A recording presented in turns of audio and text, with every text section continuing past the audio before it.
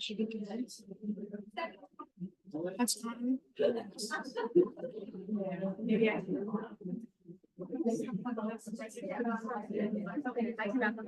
Okay. Someone else just.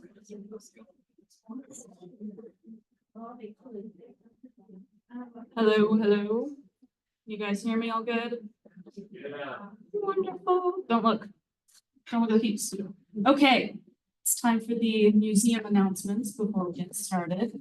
So, Tuesday Talks gained a sponsor. Yes. So now I get to thank the Mill Casino and the lovely Norm Herning for sponsoring Tuesday Talks. So thanks. If anybody else here wants to be a sponsor for Tuesday Talks as well, go ahead and let me know. I will take more, as many as you will give me. Speaking of Tuesday Talks, the next Tuesday Talk is June 4th from 6 to 7 p.m. in this very room. Our speaker is Michelle Pinkham. She is representing South Coast Pride, and she is going to be talking all about the history of Two-Spirit individuals. So that's June 4th. Pre-registration is open. Then this Saturday, May 11th, from 11 to 2, we have our monthly Explorers Club, which is free kids activities for all ages. And this month is all about marine life. Can you guess why? So we're going to have a bunch of scuba gear out here for kids to touch, as well as making little mini aquariums, which is going to be very cute. Thank you. Thanks. It was my idea. Then the following Saturday, May 18th from 12 to 1, also in this very room, is Mindfulness at the History Museum. That is our one-time program about learning to de-stress the body and mind. A lot of people think this is a yoga program. It's not. There's no movement involved. It's a lecture thing like this, but just telling you how to stress a little less in your daily life. Finally, a little save the date for you guys. I told you this last time, but I'm going to make sure it sticks. Our annual fundraiser is October 12th this year, and it is Oktoberfest. Woo! So that means right now is a really good time to start shopping for Lederhosen if you don't have that. So stay tuned, more info on that. Okay, that's all I've got. So now what you've all been waiting for. Today, we are joined by a local marine biology student and underwater photographer who has thousands of dive hours logged around the world, and whose photography has made a bit of a name for her in the scuba industry. She also happens to be my best friend. Yes, lucky me. No, she's the best. She has inspired me to become a scuba diver as well, which is cool. But she has given me a special request, and that is that I leave the room so she doesn't, and I quote, laugh at my face during this presentation. So if you need me, I'll be out there during this whole thing. And yeah, so please, before I vacate the premises, join me in welcoming Isabella Zandona.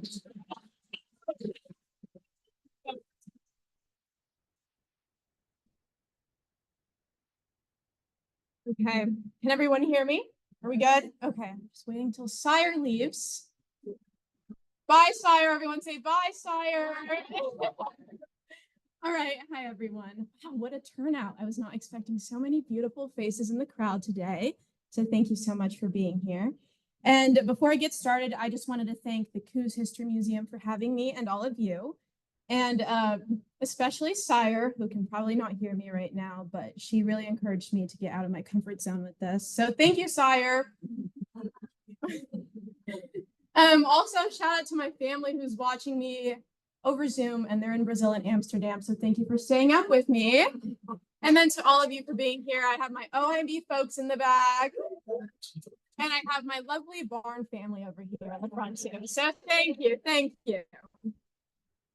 Okay, so not the bar, the barn, the horses. I want to make sure that's clear.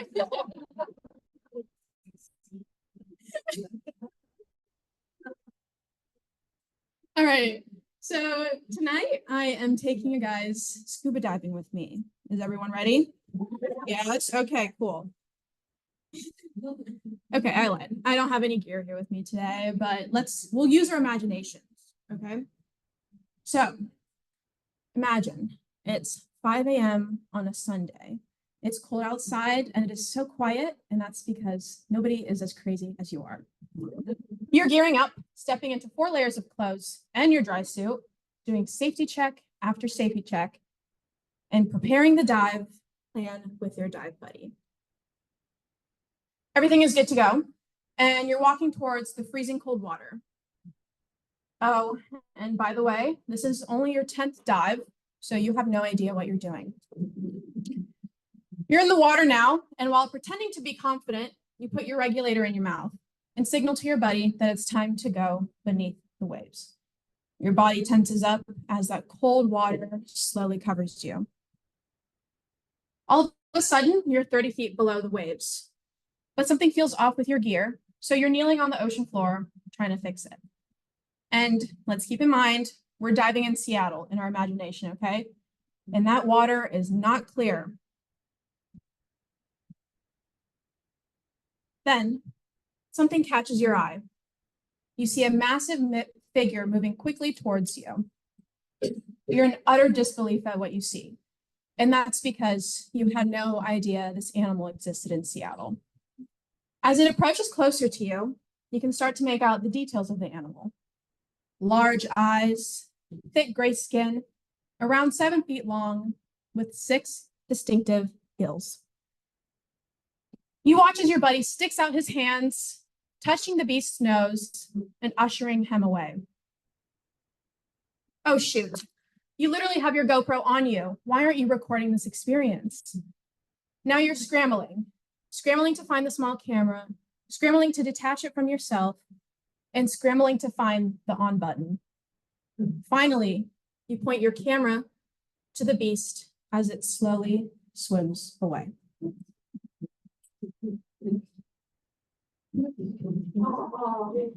So my name is Isabella, and the ocean has been a constant in my life since I was a little kid. I was born in São Paulo, Brazil, which is 50 miles away from the ocean, but that didn't stop me from getting my ocean fix. Trips to the coast and the aquarium were common, and this only became more common when my parents and I moved to Seattle, Washington. My biggest inspiration came from a project in my first grade class. We needed to pick an ocean animal to research. While most kids picked dolphins, sharks, and whales, I picked the squid. And it's still a mystery why the squid was the animal I picked, but I fell in love with them.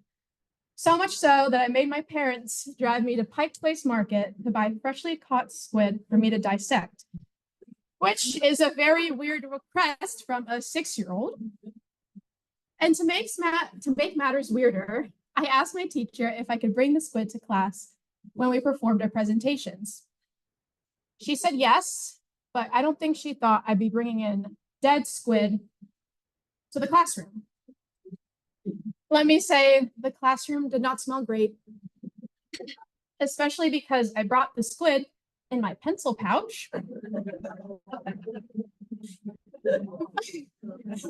I put my little rubber gloves on and walked around the classroom with dead squid in my hand, ensuring that every kid got to see the squid. And I still feel like that today, but with my photography instead. So it's easy to say that the project was a gateway for my passions. While researching it, I learned about marine biologists, and now I'm getting a degree in marine biology at the University of Oregon. I learned about scuba diving, and I got my first certification in 2018, and I saw underwater photos of squids, so I thought, let me be an underwater photographer. So, how do you take pictures underwater? The answer is with great difficulty. Taking photos underwater comes with so many challenges, some of which you might not even think about. Biggest challenge is buoyancy. You really need to learn how to be able to float in the middle of the water column so you don't touch the ground, you don't touch the animals, so it doesn't impact the silt and visibility. Visibility itself might be a problem, especially if you're diving in Seattle. You might have the best camera setup money can buy, but it won't matter because you can barely see a foot in front of you. This is a video of me comparing diving in the Caribbean and diving in Seattle. Which one looks a bit more appealing?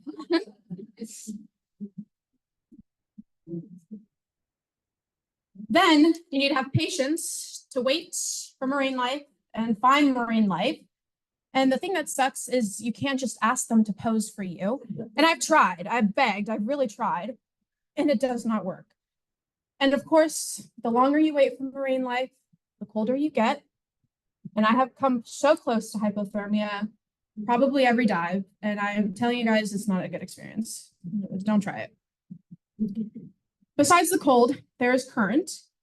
Imagine trying to pose, frame, and take a picture while the current is trying to take you across the globe. And on top of all that, you need to keep an eye on your air, the maximum time you're allowed to be down underwater, your depth, keep an eye on your dive buddy, keep an eye on your gear, keep an eye on your camera, keep an eye on the animals. The list can go on, truly. Clicking the camera button, which in itself is a challenge when you have thick rubber gloves on, is really the least of your concerns while diving. You also need special camera setup. A waterproof camera is not enough for the depths that we dive.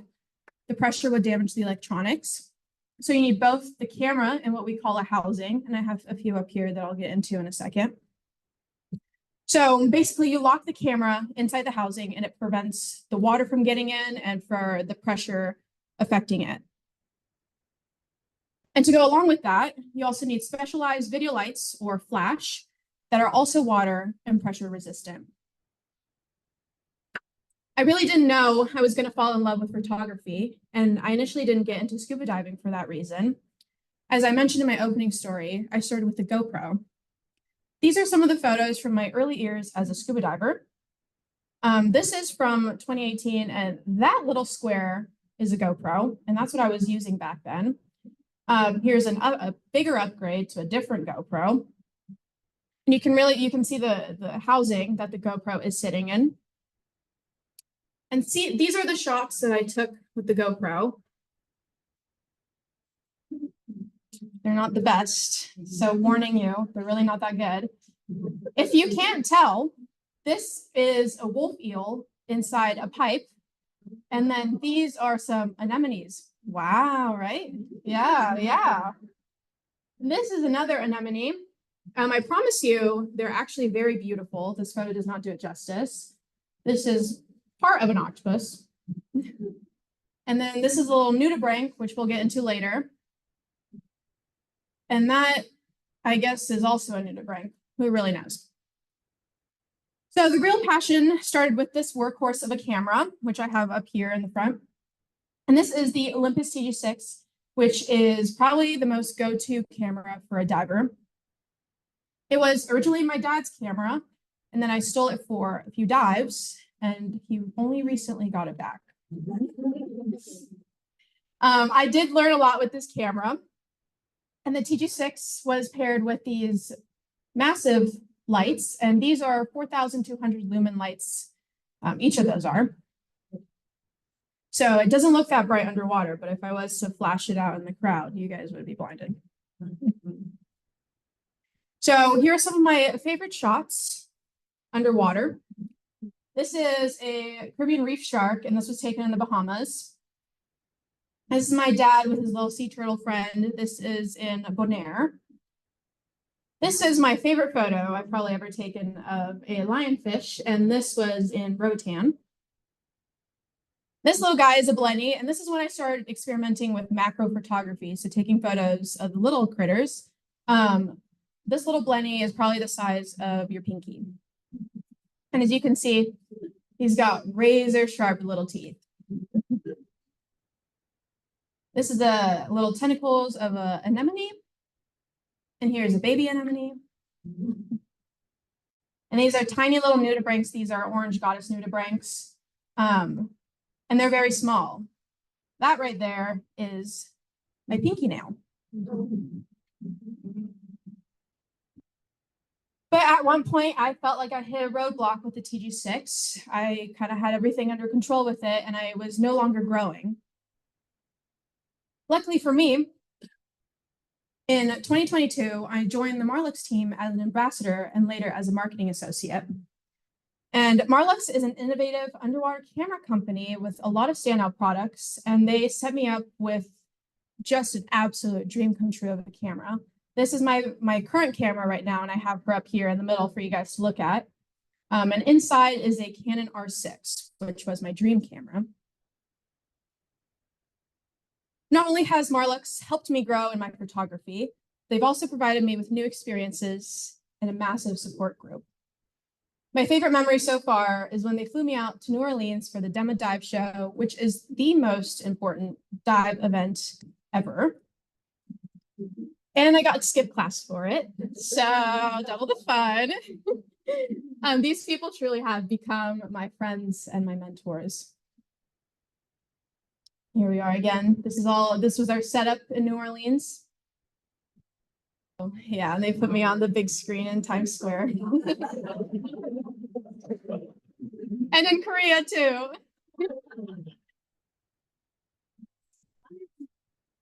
And here are some of my favorite shots. This was a beautiful evening dive that I had in Roatan. It was this is my first photo I took with the new camera setup, and it's also Sire's lock screen for her computer.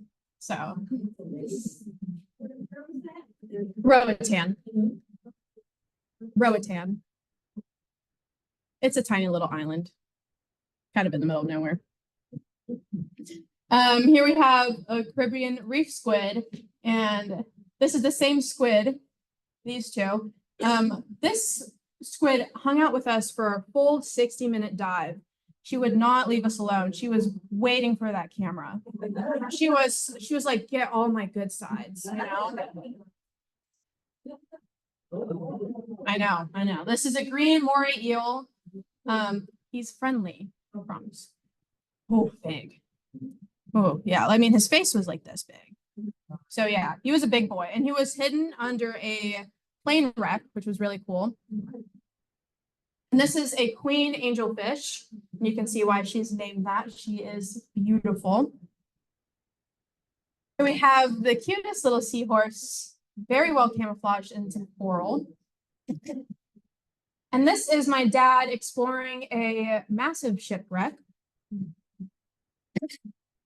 Okay, this is my favorite one of my favorite dive sites in Seattle. It's the Michael Teo Geodome site. And this is an artificial reef made of pipes that they've had up for years. And as you can see, all the marine life is there. There's nothing else anywhere else. So that's why Seattle puts up a lot of these artificial reefs. When I don't see anything good while diving in Seattle, my dad turns into my model. So I'm often taking photos of him. And he's holding my fins, so he's so nice. This is also the Michael Teo dive site. And back here, you can see the little shadow. That is an old research dock. Sadly, it was a NOAA research center and it got demolished, but they kept the dock, and they also kept all the pipes that used to bring the salt water into the research center. So a lot of life grows around here. So we have some anemones and a little Pisaster sea star up there. Yeah, it's pretty cool. And this is right next to it. Gorgeous, gorgeous anemone. It's black, except you have the light shining. Yes, yes. Yeah, and the color of the water is actually that green. A lot of people don't believe me when I say that, because, you know, you see clips and stuff of the ocean and you're like, oh, beautiful blue color. And it's green in Seattle. Yeah, it's green. With a lot of these artificial reefs, they like to put up statues. So here's a gorgeous lady. And as you can see, all the little critters love her. We got anemones, worms, all the good stuff. And she is usually adorned with this gorgeous earring. And this is nudibranch eggs, and they lay their eggs in this ribbon formation. It's very beautiful. And then this is her backside. And as you can see, a lot more animals over here. A lot more animals. And speaking of ambassadorships, I've been fortunate to work with several top companies in the scuba industry who have supported me for many, many years. And if I may, I know some of them are watching on Zoom. I would just like to thank them all for my support. Neptune Legion, Ocean Reef, Marlux, and Sunto, thank you so much for your support throughout the years. Okay, Now you have the gear, your scuba certification. What's next? It's the courage to dive in the coldest and murky waters ever. The first thing I was told when I signed up to get my first scuba certification was, if you can dive in the cold, you can dive anywhere. And of course, I was laughing at that. I was like, yeah, right. But they were not kidding. No, it is the most humbling experience a person can go through. It's creepy, it's dark, it's cold, it's murky. You have skeletons everywhere for some reason. So diving in the Pacific Northwest really builds character. One of the biggest differences is what you wear. Usually in the warm tropicals, a 3mm wetsuit is more than enough. And this is actually just a rash guard. So I was diving in very warm waters. That's the Bahamas. But in the Pacific Northwest, you learn how to layer. Here, you wouldn't be able to tell, but I promise you, I'm wearing 2 layers of thermal insulated shirts, 2 layers of thermal insulated pants, 2 pairs of socks, plus our especially made thermal onesies with a dry suit over all that, plus gloves, and over the gloves, dry gloves that clip onto your dry suit like astronauts, and a 5mm hoodie to keep our ears warm. You would think with all that gear, I would be warm underwater, but I have never, ever felt warm diving in the Pacific Northwest. Despite the pain and the misery, the Pacific Northwest is famous for diving, with many different diving locations around. And all these little red dots and flags are some of the dive locations we have. And this is just Washington alone. Plus, there aren't many places in the world where you can come out of the water and see a gorgeous skyline with the Space Needle. So, like many people, when I first started diving in Seattle, I knew little about the animals that also make Seattle their home. So how about we go through some of them? Now, these animals are going to be strange looking. Some look mean, some look like aliens, and others look like they need a tropical vacation. Some you may know because, well, you eat them, and others you may have never seen before. Sometimes you dive in Seattle and you see absolutely nothing. And other times you dive and see some of the most iconic marine animals, like the giant Pacific octopus, or as we call them, GPO. So the GPO is known for their intelligence. Whenever I come face to face with one, they stare back at you. They really do. They investigate you. And it's kind of like a who's studying who kind of feeling. How big is that? This guy, much taller than me. Much taller. Yeah, like these animals get huge. Like I said, they're usually longer than I am. And they weigh more than 200 pounds. And the record for the largest GPO, he was sitting at 30 feet at 600 pounds. So they're the real krakens of the ocean. These are the animals that bring down the boats,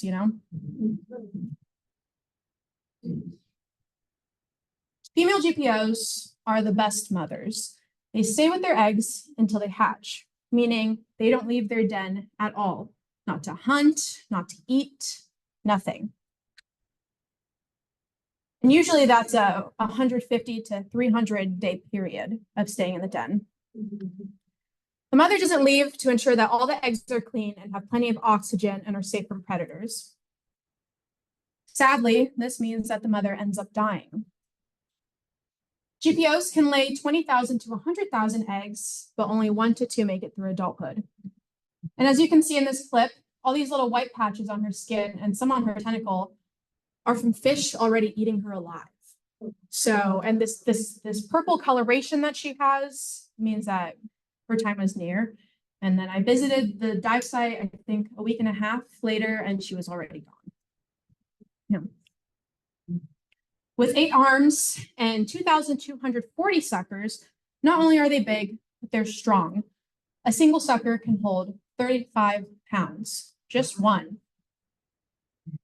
I have personally experienced the strength of a GPO with my most life-changing experience yet. This is a female GPO who lived in Sun Rock Hood Canal, which is also my favorite dive site. And I named her Bubbles. And this picture seems pretty scary, but look at this interaction I had with her. I'll show you my dad's point of view and then my point of view. And this was back when we only had GoPros recording, so the quality isn't the best. So as you can see, she's huge. And she was a female, so she was a bit smaller than the average male. And she was young as well, very young. And they're just curious. They are just so curious. And she lightly grabs onto my arm. Over here, she starts reaching for my regulator, which is, what keeps me alive underwater. So I'm like, okay, let's calm it down a little bit. And then she swims off. And I kept an eye on her for many more months until she had babies of her own. And this is my perspective.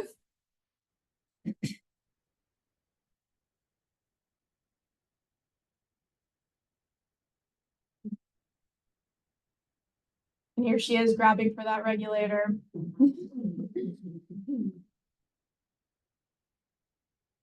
But you can really tell how massive these creatures get. And she was a small one compared to the ones we have seen. So we also have other octopus species in the Pacific Northwest. This is the GPO's smaller cousin, the red octopus. And this is the same photo of the same octopus, except they can change their texture and their color in the blink of an eye. And they're a completely different animal. So over here, he was a little upset, a little spiky, not in the mood.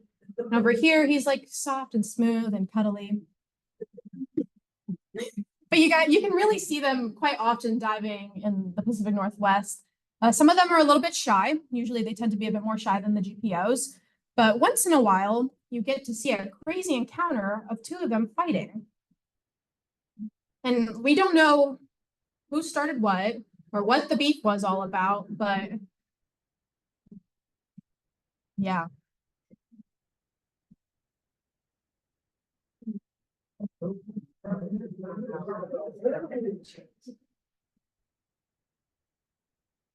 Who's gonna win, you guys? Who's gonna win?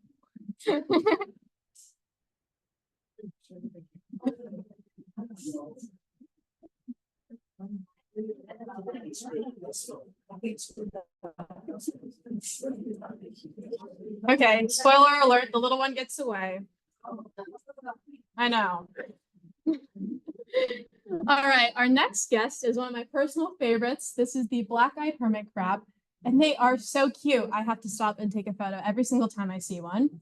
This is my favorite photo ever of one. Look at him. This is so cute. You can find these guys in all different sizes. They tend to get quite big, so bigger than your hand. And they're known for stealing shells of moon snails, which is an animal that's coming up next. Here's a baby one, and he was probably the size of your ring finger. And he had a tiny little shell, but he will eventually get as big as this guy. So this is a moon snail, and they're very weird looking. I know, kind of alienous, but they have a very odd thing about them. So they have these massive shells, but you really wouldn't be able to tell how big the shell is because their skin grows over the shell. So technically, the shell is all the way down here, but their skin grows on top. It's a very odd thing, very, very odd thing. The next photo is a pretty bad photo that I took of one with a GoPro. This was on one of my first dives. I took this photo. And it's not a good photo, but you can really see where the shell is and where the skin is growing on top of it. And these snails get massive. They're like the size of a basketball. And they slowly crawl on the ocean floor and they look for dead animals to eat. So they're very odd, very, very odd. Speaking of GPOs, this is their favorite meal, the crab. There are many different crabs in the Pacific Northwest, but I'll be showing you the Dungeness crabs. And when there are GPOs around, it's so hard to find any crabs. They completely like get rid of the whole population in the dive site. We have, like I said, several crab species, but these guys are the grumpiest. Yes, he's attacking me right now. They will pinch you when you're not paying attention. And this one even attacked my camera. And yeah, that's the photo I took before the attack. I had to shake him off my camera, like violently shake him off. So yeah, they're just rude. They're just rude. And I know we have some kiddos in the audience, especially over Zoom. So I'm going to keep this age appropriate. But during the spring and summer, you see thousands of these crabs affectionately hugging each other for long periods of time. Like hundreds of them. Okay.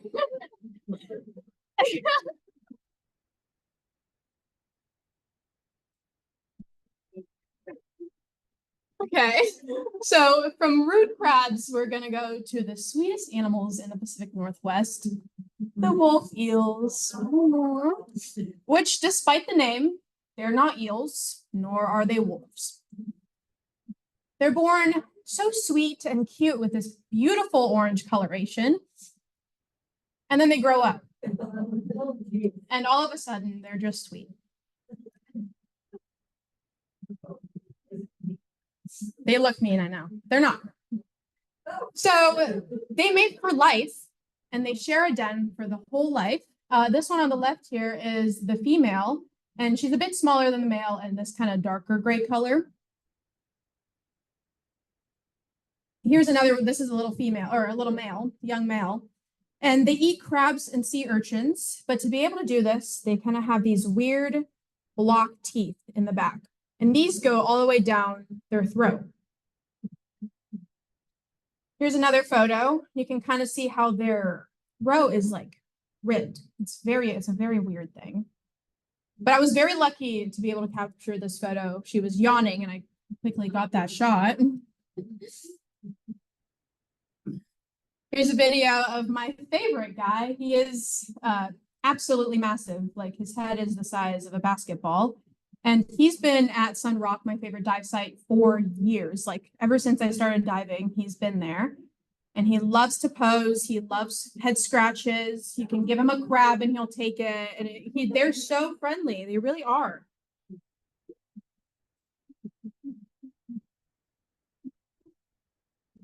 Well, maybe I lied. They can get a little feisty too, but not with scuba divers. They get feisty with each other. The top is my footage on the TG6, and this one is my dad on the GoPro. And this is a married wolf eel couple, and they're having some relationship problems. So the female was in the den.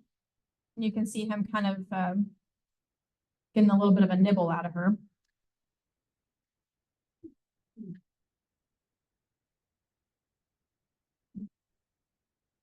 And just to compare sizes, here's my dad, and here's that young male that was yawning earlier. And these guys get pretty big. They can be about 7 feet long and weigh around 60 pounds. And so, yeah, so this is a smaller guy. And I promise we have good looking creatures in the Pacific Northwest too. Next on the list are the nudibranchs, or sea slugs as some may know them. This is the first one, and in my opinion, the most beautiful around. This is the white line nudibranch, but I call them angels. And I have to stop and take a photo of every angel I see. So it's really hard to pick which photos to include in the presentation. So I have a few, because I couldn't pick.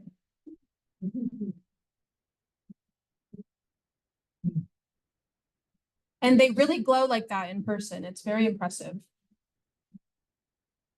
This was a little smaller one, probably the size of your pinky. All right, this one is the frosted tip nudibranch, also known as the golden nudibranch. And they're a bit harder to come by, and they're absolutely massive. So if you look at your hand, that's about the size of one. I've only seen one. It was the only photo I've ever gotten of one. Then we have the bicolored nudibranch, which is not the most creative name, but they are so beautiful. And this one was dancing for my camera.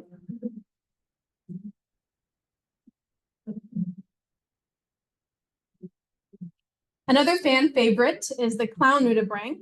I don't see these guys too often, but when I do, they like to pose. Another favorite is the yellow line nudibranch. They're super cool because they kind of look neon. And this one has a tiny little shrimp riding on his back. And lastly, we have this tiny little yellow nudibranch. He's just so cute and looks so squishy. So these nudibranchs are very unique creatures. Their little fluffy butts are actually their gills. And the cute little ear-looking things are called rhinophores, and that's kind of what they use to smell and sense their way around the world. So like, this is the gills, and these are the little rhinophores. Super cute. All right, how about some fish? The next two I'm going to show you are my two favorites. This is a cute dogfish, also called the spiny Pacific dogfish. And these guys are pretty rare to come by. So when we see one, we get excited. And so does every other animal in the ocean. Yeah, they're pretty rare to find. I've only seen them twice. My second favorite fish in the region is the ratfish. And I've always thought of them as these alien vessel-looking things. They're very cool. You usually see them on night dives, and they're a little bit blind, so they tend to run into things a lot. Poor little thing. He was fine, I promise. See, we saw him the next dive, and he found a crab. It's okay. Yeah, so here's another one. He found himself a little snack. Yeah.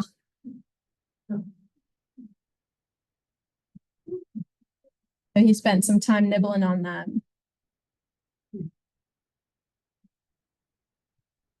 All right, speaking of alien-looking creatures, one of my favorites is the jellyfish. And we have a lot of jellyfish species in the Pacific Northwest. But this one is my favorite. This is the lion's mane jellyfish, known for their gorgeous orange tentacles. You often see them just floating on by, super peaceful. Oh, yeah. Oh, yeah. So this guy showed up out of nowhere on a night dive for us. And as you can see, their tentacles are super long. They can be hundreds of feet long. So usually you see the tentacles before you see the actual jellyfish. And by that point, you're already tangled in. So during this night dive, we had to physically untangle ourselves from the tentacles. And yes, I did get stung. And yes, it did hurt a lot. It's not fun.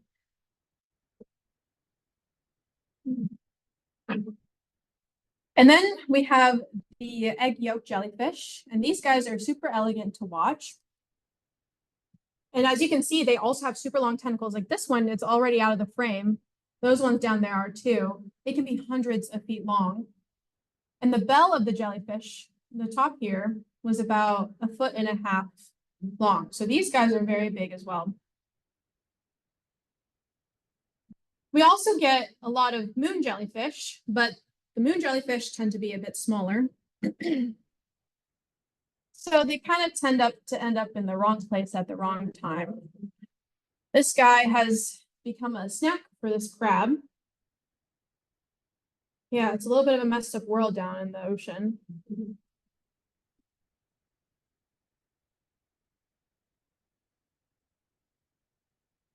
Okay, we all remember my opening story, right? About the creepy monster coming out of the deep. Okay. So that opening story was exactly what happened to me on my 10th dive in the Pacific Northwest. My dad and I got in feeling super confident, and then something was wrong with the gear, blah, blah, blah. And this was the encounter we had. Now, this clip is not much. You're not really able to tell what it is, but it was a rare encounter with a 6-gill shark in Seattle. I had no idea these creatures existed there. And I was so happy that I captured this clip that I showed it to everybody. I went around town with my phone. Look at this clip. Look at this clip. And a lot of people were like, can't even see. What am I looking at? So I've had the privilege of encountering and photographing so many different sharks and shark species around the world. Yet my experience with the rare Seattle six-gill was my sole instance I've encountered one. And even though the footage wasn't that bad, it was pretty bad. It's okay because it became a great incentive for me to get back in the water every weekend and grow with photography and grow as a diver. And when the tides align and I'm blessed to see the beast again, I'll be better prepared given all that I've learned. Thank you.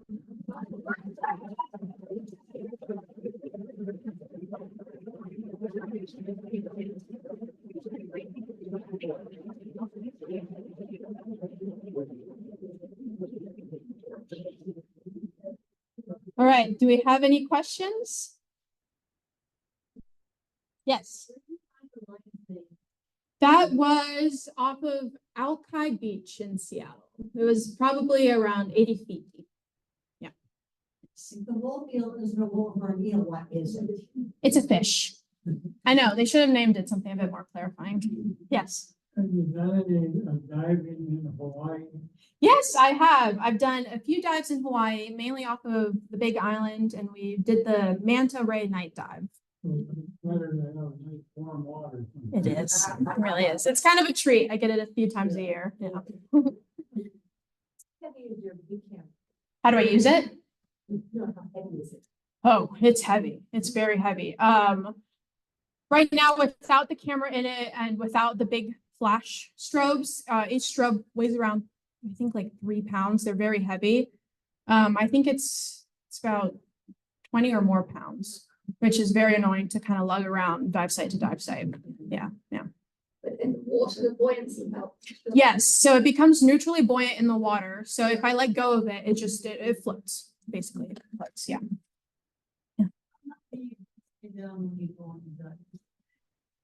When I'm in tropical waters, it's about 70 minutes.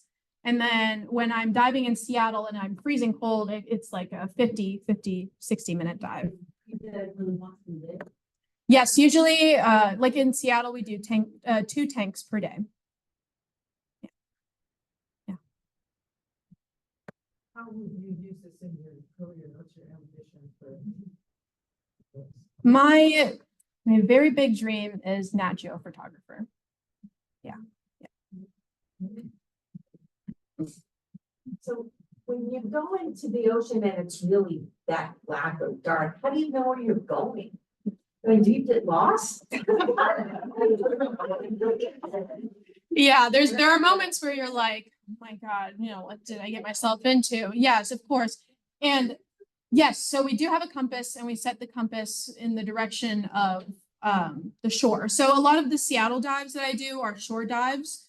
So you can luckily see the incline going back up. And since most of the people in Seattle are pretty prepared for awful visibility, there are some ropes in certain dive sites. So you can kind of use the rope to make your way down. But yeah. Have you done dives around our area here since you've been out in Charleston? No, I haven't done any over here. Well, I did dive in the aquarium. I don't know if that counts or not. But no, I haven't done any dives here. Why don't you tell us some of the countries you've been to and the dive sites you've been to? So I've done a lot of the Caribbean and a lot of Mexico. I've done Bonaire, which is owned by the Netherlands, which is really cool. I've done Cozumel, Dominican Republic. I've done Hawaii, Seattle, of course. Oregon, if we're counting the aquarium. Let's see, gosh, I've done Roatan. I feel like I'm missing stuff, but yeah, it's been, Bahamas. I did the Bahamas. So it's been a lot of diving in the Caribbean and Seattle. Those are my 2. You went to the Caymans at all? No, I haven't been to the Caymans. I'll put that on the bucket list. Are you sponsored by the camera company and that's how you get around, or you just? Yeah. a collection of footage that you can market yourself. Yeah, so in terms of sponsorship and stuff like that, Marlux did sponsor me the full camera gear setup and like the trip to New Orleans and stuff, that's all sponsored by them. But vacation trips and stuff like that, those are sponsored by myself and my parents as of thus far. But once I, make it more of a career for myself, then hopefully it'll be more of a paid thing. I'm intrigued by your camera, especially when you have heavy gloves on. Yeah. How much control do you have over the camera in terms of being able to adjust and focus and that type of thing? So thank you. That's a good question, actually. A lot of the housings that we use are designed for that exact problem. So I'll just show you guys. Can you hear me if I put the mic down for a bit? Okay. So this is for my Canon R6 camera. And if you can see, all the little buttons and stuff are back here. And they're all designed to be a bit bigger and a bit more flexible when you're underwater compared to like the tiny buttons on a camera, right? And then the inside looks like that. So you have all the little levers that go all to the little buttons. So it makes it a bit easier when you have, it's like an extension of the camera, basically. I mean, it's a bit harder with diving in Seattle with the big thick gloves, but it's just one of those things that you get around. So the housing's specific to the camera, you wouldn't put a Nikon in. Exactly. Yeah. Yeah. And that's because of the buttons and different placements of things. Exactly. And if the lens on the housing is just neutral glass. No, it's tempered glass. You can see. So this is the port, and the port changes depending on what camera lens you put in it. So this one is a 15 to 30 millimeter lens, so it's a bit shorter, but the port itself, like it goes pretty deep. Yeah. Yeah, so you wouldn't be able to put it in front. But the glass is an optical glass and Yes, it is. it is. And so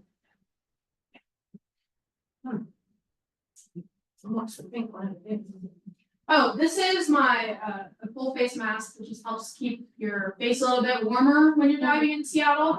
Oh, This was also sponsored from Ambassadorship. Ocean.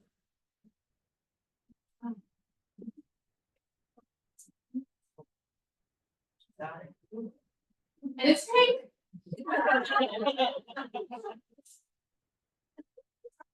And you were stung by the jellyfish. How did it get you? See, that's the crazy thing. You're covered head to toe and they still manage to sting you. And it was just because it was during the night dive, especially, you can't really have, you have low visibility anyways, imagine it being pitch black. And then all of a sudden you just feel the tentacle like wrap around your face. It just managed to get me. Yeah, it's just one of those unfortunate things. the ones that sting on your face. Yeah, they like gets into like little independent, tiny little needles get stuck in your face. Oh. It's not fun. It really hurts. Wow. So why did you do night dives? Is it the critters are more out at night? Is that what? Yes, a lot of the animals are pretty nocturnal, so they'll come out and hunt and eat and mate or whatever during the night. So it's a bit more convenient in terms of finding animals that are out. I did my checkout dive at the Edmonds dock. Oh, Edmonds. Yeah, Oh, good. it's been 20 years, but I night diving kind of, it's too freaky. It is. It is tricky. My understanding is 6-gill sharks are a deep diving shark. Yeah. People are when you saw it. When we were, the ironic thing is that we were only 30 feet. Isn't that unusual? It is very unusual. Yes, yeah, they're usually found thousands of feet deep. And they come up to shallow waters to mate. But 30 feet is super shallow. So we really thought, like our thought process was the shark heard us, finicking with her gear because I was fixing something. And he was interested and he's gonna check this out. Yeah. Yeah, it was very rare to see one. I think the Seattle area is known for having a number of those sharks coming in the area. Yes, yes, and usually it's August and September that you might be able to get lucky to see one. Yeah, but it's not every day, it's not every dive site. The privilege to see one. So you like go back there that same day every year now to try and. Oh, yeah, oh, yeah. We're constantly at that site. It's probably one of our most go-to sites and I've had hundreds of dives at that site and that was the only time we ever got to see one. It was crazy. It was my 10th dive. Yeah. So are your intentions to dive around here since you're still here? No, probably won't be diving here. Most of my gear is in Seattle and I have so much stuff and I'm focusing on school right now. So when I go home on weekends in Seattle like that. Running instead. Any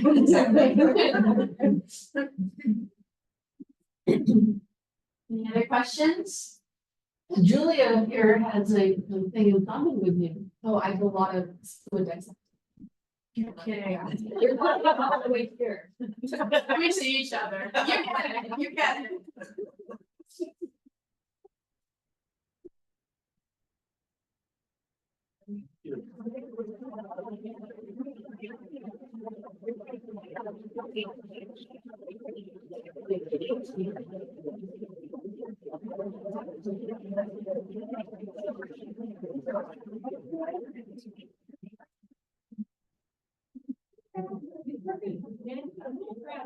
Thank you.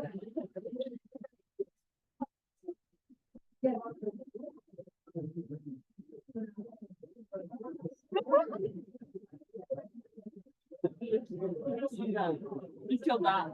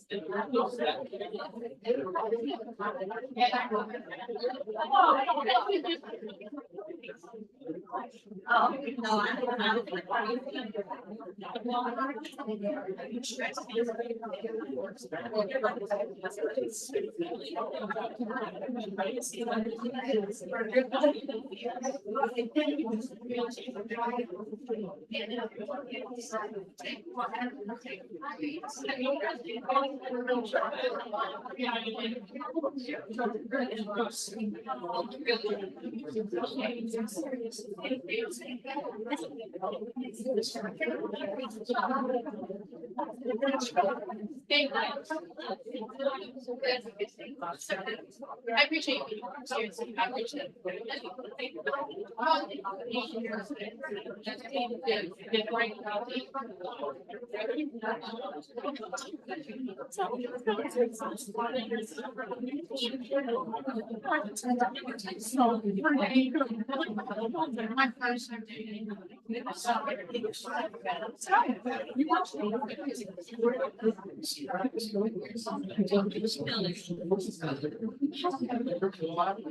my first time doing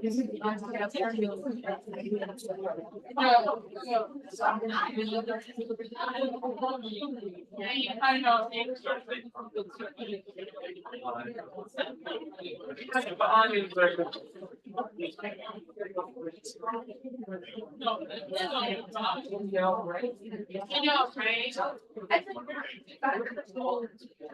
It is, yes, I got it drawn, yeah. It's on a tape or two.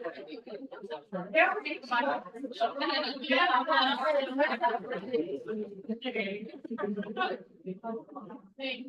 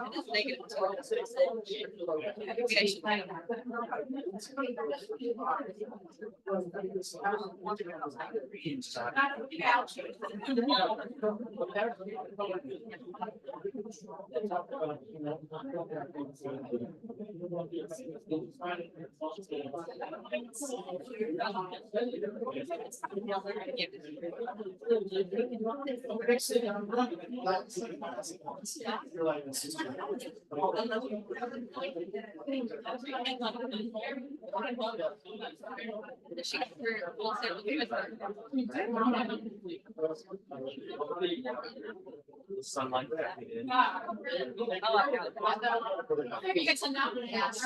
Thank you guys, see you later.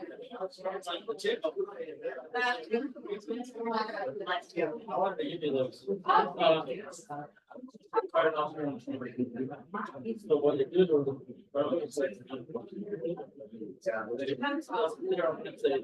Yeah. Yeah, really good. Yes. Yeah,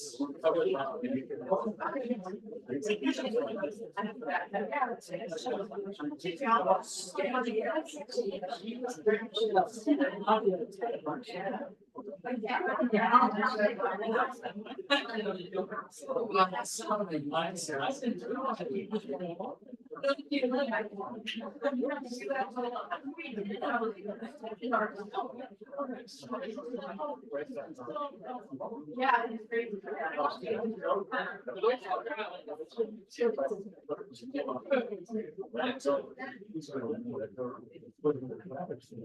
Oh, I didn't know that either.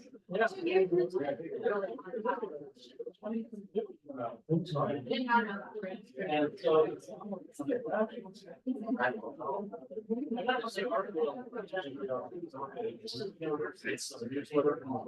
Yeah, absolutely.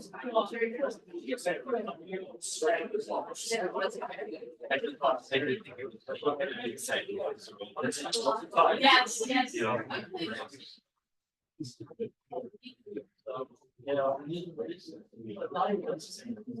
Right. Yeah.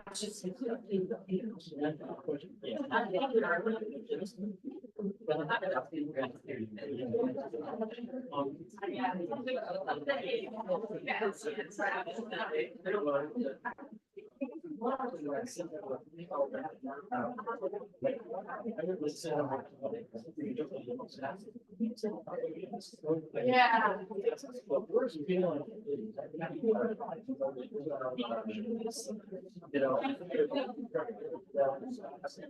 Yeah.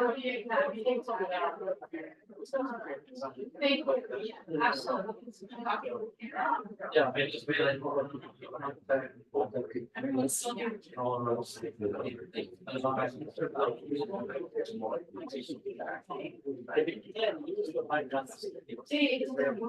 Oh. That's, I wish that was. Yeah, because. It was funny, but but yeah, my ideal thing is. Where, Yeah.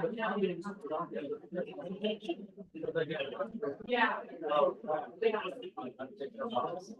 So I would be able to.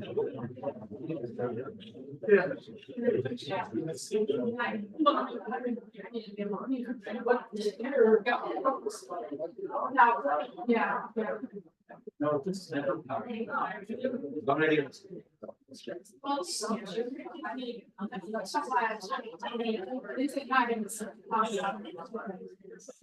Oh, yeah.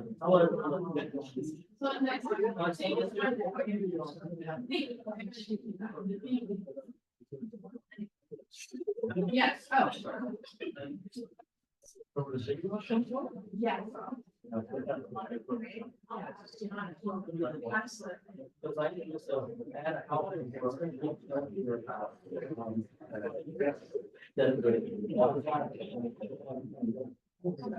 Started up first. The